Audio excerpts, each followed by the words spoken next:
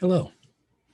I would first like to thank the organizers of this Communicating Astronomy to the Public meeting. Thank you very much for that, and I appreciate the opportunity to speak today.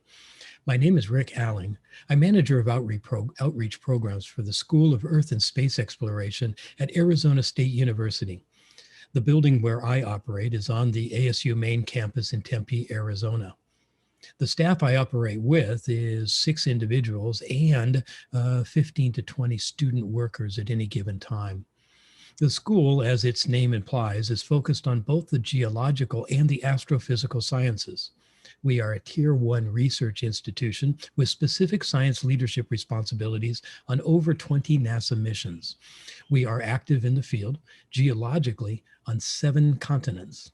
My role with my colleagues is attached to our public outreach initiatives and specifically the development and delivery of content for live presentation to on-site audiences. Pre-COVID, we engaged up to 30,000 visitors a year at our facilities. No one could have predicted that all campus visitations would completely stop with little warning for more than a year. Today, I want to talk about how we pivoted from live to virtual. And I want to talk about some of the important things we learned along the way. We created a program called Virtual Night Sky. It's a Zoom webinar delivered live for 1 hour every other Wednesday evening. And we are just completing our first year. The conceptual format was that there are astronomical events going on that we can see from our backyards. Thus, we can safely be apart in the webinar format, but we can all focus on the same experiences. In my mind, there is really no substitute for person-to-person live interactive programming, but this is a way for us to stay connected to our friends and program and develop new friends as well. The virtual program includes myself as host and 3 students that have supported us all the way along. Also, 2 other staff members work in the background pre and during handling communications and the web master work. We do have periodic guest speakers, and they are typically research scientists in our school, and we have found a connection to amateur astronomy associations in our region, and they speak also on topics of interest. We started with only a modest 40% participants about a year ago, and we quickly grew to about 100, 250 to 300 for every presentation.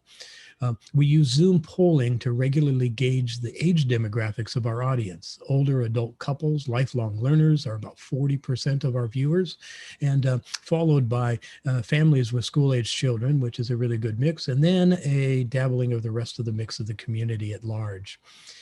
When on-site, our visitors were able to move about in state-of-the-art research facilities. They interacted with museum displays, and they usually enjoyed a 3D journey to the universe in a program at the Marston Exploration Theater. That's the room behind me that you see today. Our galleries have an outstanding meteorite display, and visitors can actually see white-coated spacecraft assemblers through windows of adjacent clean rooms.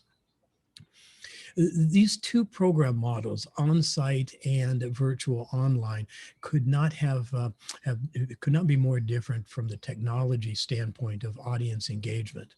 However, we're pleased that key elements of our program, the important ones that we want to portray, do translate to both models. Let me bullet 4 examples. Our programming links back to the unique achievements and the purpose of our school. Even general astronomy subjects become the starting point for engagement and a discussion of ASU research and the missions that we support. Students are integrated in both models. It's a priority for our publics, youth and adult, to be exposed to young, passionate college-age students. Both programs, on-site and virtual, accentuate the 3rd organizational priority of the university, and that is to be an asset in the community we live in. This suggests that along with teaching and research, there's meaningful enrichment deliverables by the school that we owe the surrounding community. Zoom is virtual, but it is also live. So we use canned material very judiciously in both formats. From the perspective of a presenter, I truly miss the continuous interaction and interplay while engaging on-site visitors, but I'm sure our online audience appreciates the timeliness of our live broadcast. While there are thousands and thousands of hours of YouTube videos at your fingertips, we make our presentations personal, current, keep them close to home, and because of our responsibility to our community. There are some positive things that came from COVID, and I know that's hard to think about, but there are some things that have happened. Let me bullet 4 of those. Because of COVID, an impressive part of our population has become webinar fluent. Now we are approaching the other end of the pandemic, and we find ourselves with a new, versatile platform for communication and a population of trained users. We were also able to build an audience that we would not have otherwise reached. Now we have friends that are likely to stay with us and engage in future programs. We are able to offer our students in our program, anybody that wished to keep working through the pandemic was given that opportunity. They readily converted their tour guiding experience in the on-site format into a webinar support role. And then the industry and infrastructure of streaming technology has advanced decades in the past year.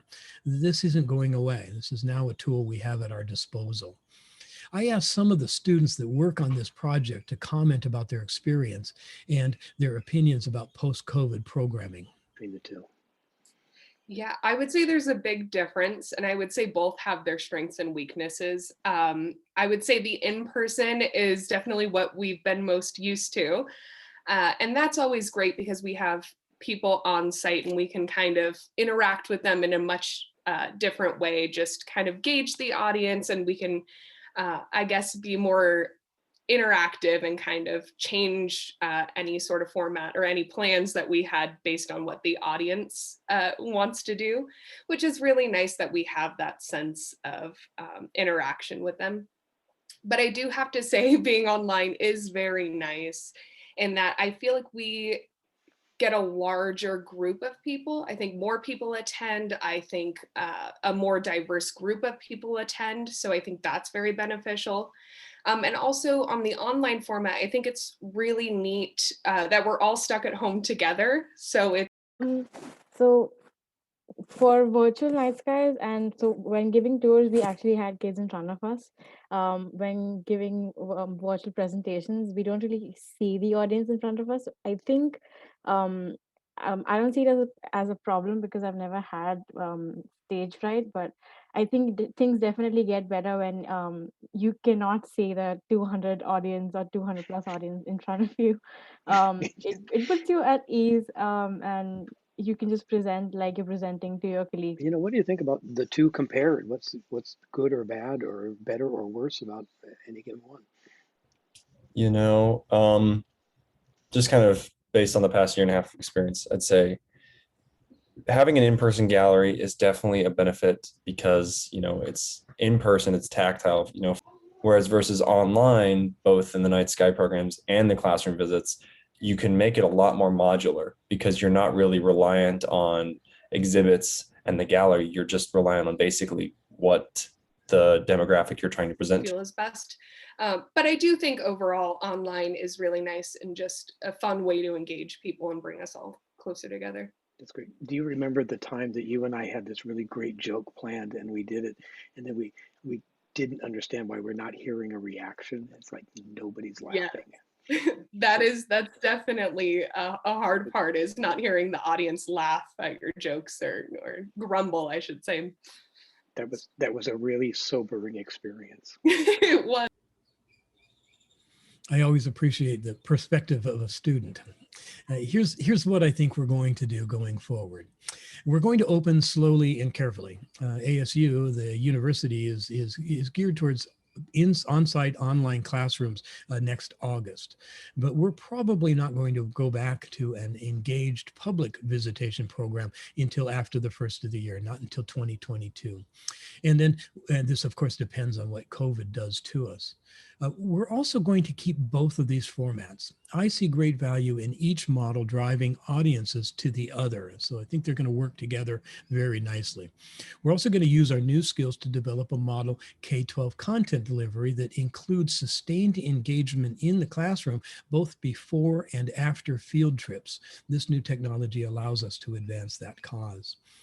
Through the experience, I feel we learned things about public engagement that we never would have seen before. And I look forward to hearing about the triumphs of others in our field. We have a lot to talk about together. Again, thank you very much for letting me share my story, and thank you for listening.